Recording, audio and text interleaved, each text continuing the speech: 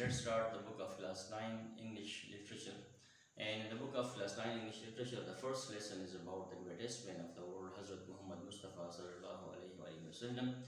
The name of the lesson is Saviour of Mankind. And in this Saviour of the Mankind, the writer gives different paragraphs on different topics. Now, the first paragraph is on the land of Arabia. The writer says that Arabia is a land of charm and beauty, and there are deserts and sand dunes in this area. So it's a charming area for the poets and travelers. That's why it's a land of charm and beauty. Although there are deserts and sand dunes, but it's a land of charm and beauty because the people of Arabia are fond of poetry, and so that's why this area becomes a charming area for poets and travelers. And in this area there is a city Mecca, which is 50 miles from the Red Sea, and in this city the Prophet Muhammad was born. Then the writer gives us information about the Arabs, about the Arab people. That Arab people had a remarkable memory. They had very strong memory, and they were very eloquent people, fluent people, very fasih, baligh zuban, very fluent people, and they were fond of poetry. They were very good in poetry, and there was an yearly poetic competition at Ukaz Bazaar. Every year, a great competition of poetry was held. And it is said that Hamad said to Caliph Walid that I can recite to you for each letter of alphabet 100 long poems. And these 100 long poems for each alphabet were made before Islam. By the Arabs, they were made before Islam. So such a literature-minded people, and with the land of such a literature-minded people, with the land of such a good people and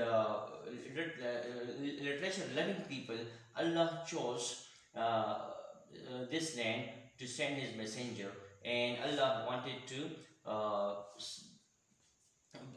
send His message to the world in this Arabian language, because this Arabian language had become a great language for poetry and a great language for impressing the people. Then what was the world situation at that time? Then the writer gives us about information about the world situation, that in the 5th and 6th centuries, mankind was in chaos and wars. You see, in history, you will have studied that 5th and 6th centuries, there were wars between the two superpowers of that time, that was Romans and Iranians. Rome and Iran were the two superpowers, and the half world was under Rome and half world was under Iran, and they had always fightings and wars. So due to this, the life was full of misery.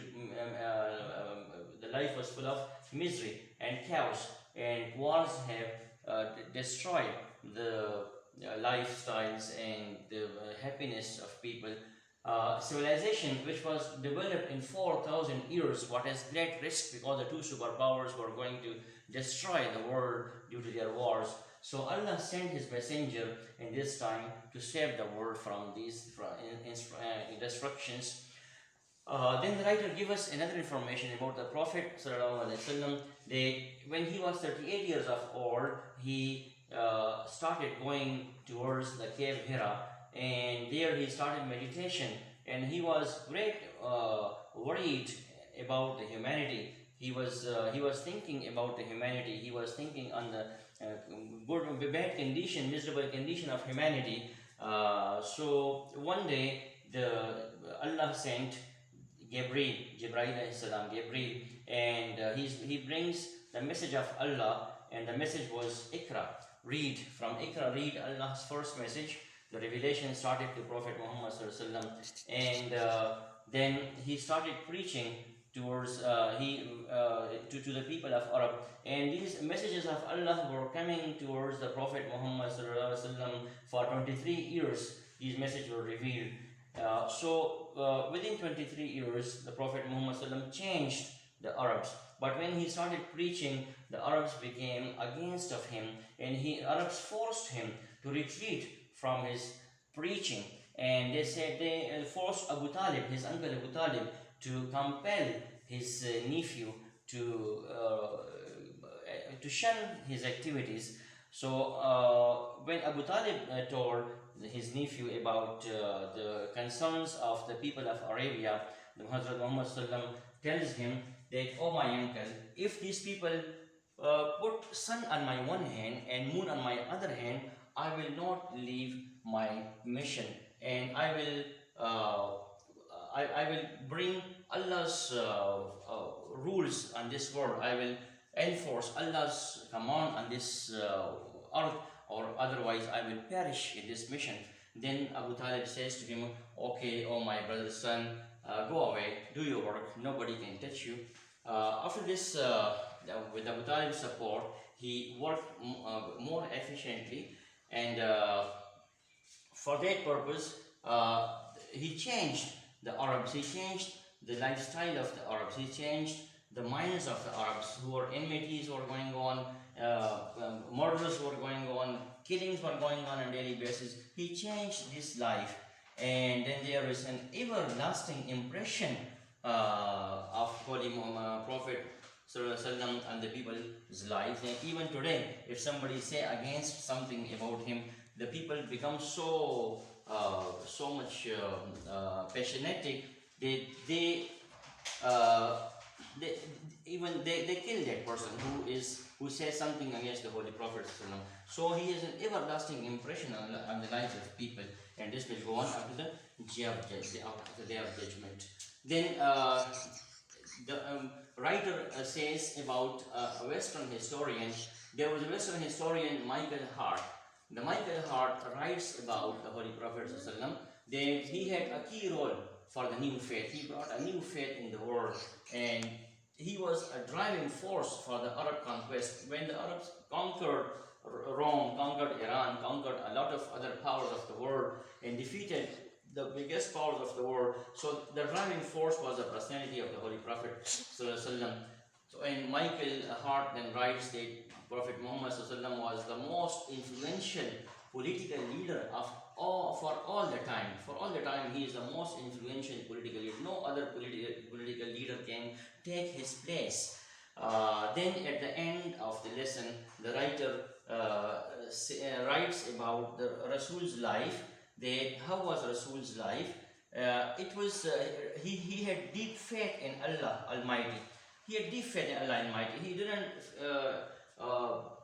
care for any hurdles in the way of preaching. He didn't care for any enmity, for anything, for any person who will that somebody will hit him or somebody will harm him. He didn't care for it, but he had a deep faith in Allah Almighty. And then he said that he was a perfect model for the Muslims. That the Muslims should follow him, and he is a noble character. His character is a noble one. He was a gentle person. He forgave their enemy. He forgave his enemies. He didn't lie. He gave rights to the women. He gave rights to the children. He gave rights to the orphans, and he set rules for the wars even.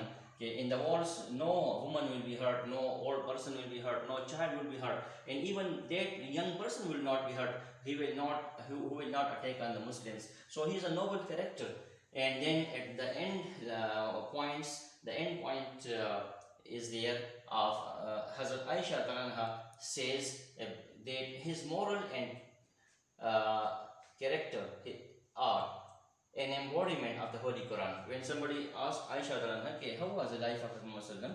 So Aisha Taranha told that person that, did you not read Quran? What is there in Quran? The Prophet life was a real Quran, a practical Quran. So that was about this lesson, and we see that really the Holy Prophet Muhammad is the savior of the mankind. He made the mankind got rid of ignorance and enmities, and brought peace and prosperity in this world. Thank you.